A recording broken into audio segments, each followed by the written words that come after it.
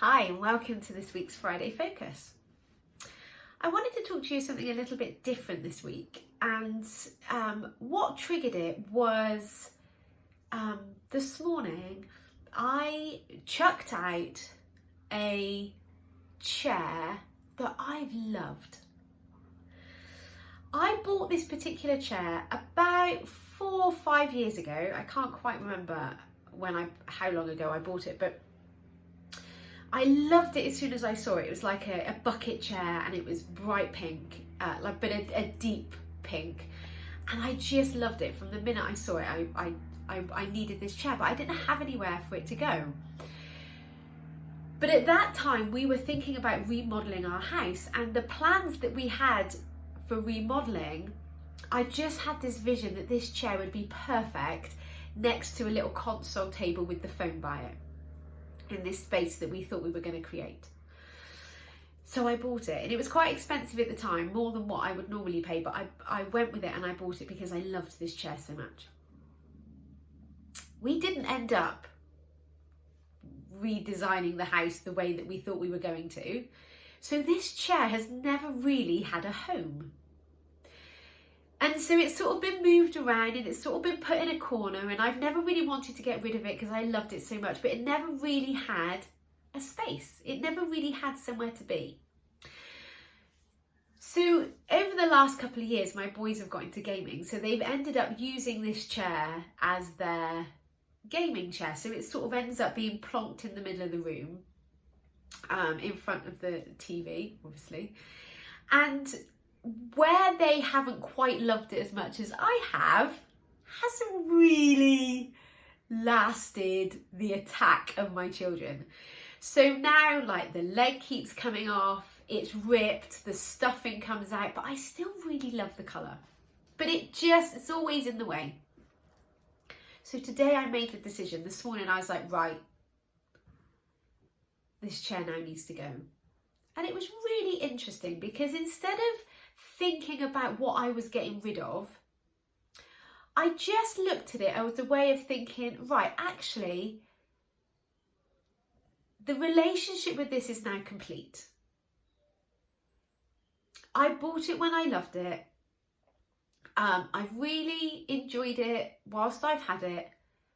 But I asked myself this really fundamental question: would I buy it again today? Would I buy that chair for the house that I'm in today? And the answer was no. I wouldn't buy it again. And I think so many of us hold on to stuff, clothes, things, items, even I think habits. We hold on to it because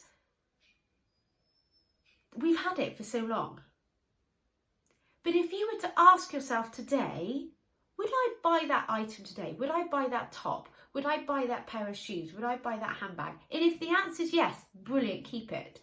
But if the answer is no, maybe your relationship with that thing is now complete. And when you think of it as complete, it's so much easier to move on. When we think we're losing something, then a bit of grief comes along with it.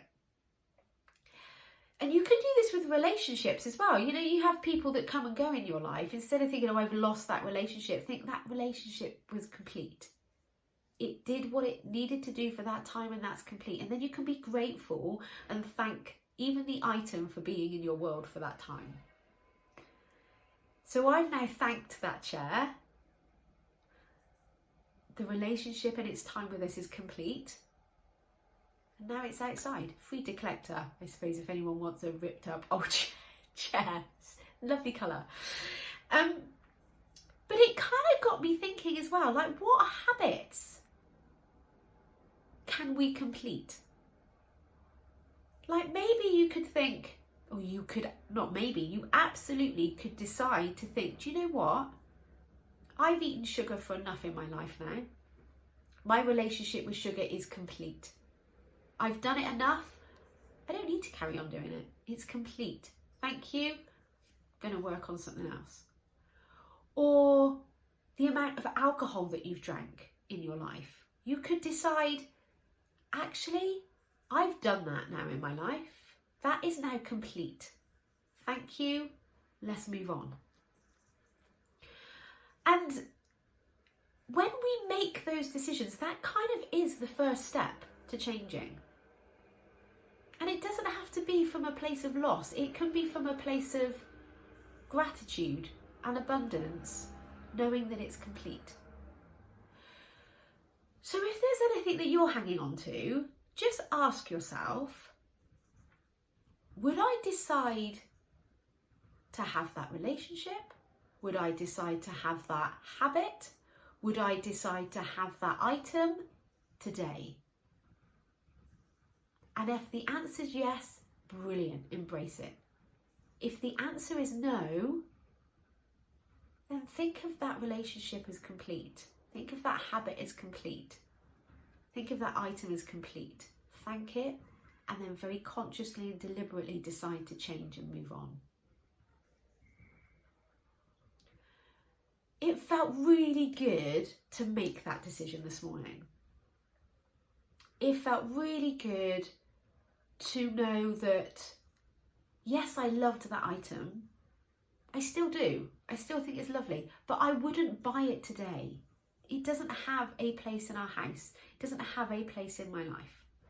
I wouldn't buy it today. That is complete. Thank you. Moving on. And there's a real kind of freedom that comes to making that decision.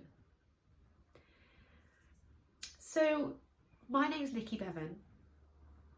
I am the life coach for stressed out working mums who want to get control of their sugar cravings and start to get control of their life. I can help you if this has resonated with you.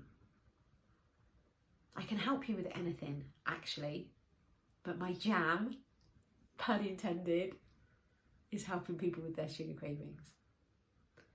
Get in touch. I'd love to have a chat with you. Have an amazing day. Bye.